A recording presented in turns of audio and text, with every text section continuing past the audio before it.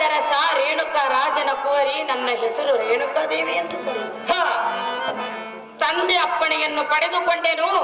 ಈ ಮಲಪ್ರಭಾ ನದಿಗೆ ಸ್ನಾನ ಸಂಧ್ಯಾನಕ್ಕೆಂದು ಬಂದೆನು. ಆದರೆ ಯಾವುದೋ ಮೊಸಳೆಯು ಇಂದು ನನ್ನನ್ನು ನುಂಗಲು ಬಂದಿತು. ನೀವು ಬಂದು ನನ್ನ ಪ್ರಾಣವನ್ನು ನಿಮ್ಮನ್ನು ನನ್ನ ತಂದೆ ಬಳಿಗೆ ಕರೆದುಕೊಂಡು ಹೋಗಿ ಆಧರಿಸಿ ಸತ್ಕರಿಸಬೇಕೆಂದು ನನ್ನ ಆಸೆಯಾಗಿರುವುದು. ದೇವ, ನೀನೇ ಮಹಾನುಭಾವ. ನಿನ್ನ ಅಪೇಕ್ಷೆಯಂತೆ ನಿಮ್ಮ ಅರಮನೆಗೆ ಹೋಗೋಣ. ನಿನ್ನ ಮನದಾಸೆಯ ಮನ್ನಿಸುವುದೇ ಸಾಧ್ಯ. ಬಿ.ಎಂ. ಮಹೇಶ ಸ್ವಾಮಿಯವರು ಈ ಕರ್ನಾಟಕ ನಾಟದ ಮಿಣಿದೇರುಗಳ ಅಪ್ಪಣೆಯನ್ನು ಪಡೆದುಕೊಂಡು ಮಲಪ್ರಭಾ ನದಿಗೆ ಸ್ನಾನಕ್ಕೆಂದು ಹೋದಾಗ ಏನಾಯ್ತು ಮಗಳೇ? ಯಾವುದೋ ಮೊಸಳೆಯು ನುಂಗಲು ಬಂದಿತ್ತು. ಹೌದೇ ಮಗಳೇ? ಹೌದು ತಂದೆ. ಅಷ್ಟರಲ್ಲಿ ಜಮದಗ್ನಿ ಮುನಿವರ್ಯರು ಬಂದು ನನ್ನ ಪ್ರಾಣವನ್ನು ಕಾಪಾಡಿದರು. ಅವರನ್ನು ನಿನ್ನ ಬಳಿಗೆ ಕರೆದುಕೊಂಡು ಬಂದಿರುವೆನು.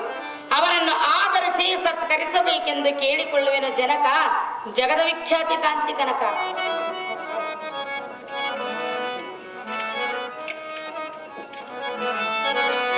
ಅಹೋ ಮುನಿ ಪೂಜನೆ, ನಿಮಗೆ ಹತ್ತ ವಂದನೆಗಳು. ರಾಜ, ನಿನಗೆ ಶುಭವಾಗಲಿ. ಮೇಲಕ್ಕೆ ಹೇಳು. ಅಹೋ ಮುನಿ ಪೂಜರೆ, ರಾಜ, ನನ್ನ ಏಕೈಕ ಕುಮಾರ ರೇಣುಕಾದೇವನನ್ನು ಸಂರಕ್ಷಣೆ ಮಾಡಿದಕ್ಕೆ ತಮ್ಮ ಉಪಕಾರ ಪ್ರತಿ ಉಪಕಾರ ಮರೆಯಲಾರನು.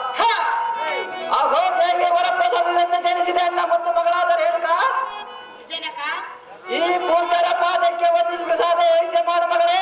ನಾನು ಹರಾದ ದೇವಿ ಬ್ರಹ್ಮರಾಮ ಪೂಜೆ ಮಾಡಿಕೊಂಡು ಬರುವುದೇ ಈಗಲೇ. ಹೋಗಿ ಬಾ ಜನಕ, ಜಗದ ವಿಖ್ಯಾತಿ ಕಾಂತಿ ಕನಕ.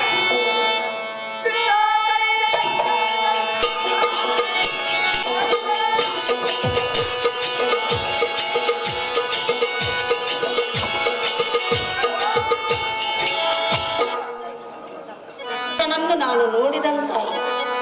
ಸುಂದರ ಪುರುಷನ ಜಮದಗ್ನಿ ಮುನಿವರೇನೆಂದು ಮನವರಿಕೆಯಾಯಿತು. ಈಗಲೇ ಮನದ ಅಭಿಪ್ರಾಯವೇನೆನ್ನುವುದು ನಾನು ಜಮದಗ್ನಿ ಮುನಿವರರಲ್ಲಿ ಕೇಳಿಕೊಳ್ಳುವೆ. ದೇವ, ರೇಣುಕಾ, ನನ್ನದೊಂದು ಆಸೆ ಎಂಬುದು ಅದೇನು ಚೆನ್ನಾಗಿ ಕೇಳು. ನಡೆಸಿಕೊಳ್ಳುವ. ಧಾರಾಳವಾಗಿ.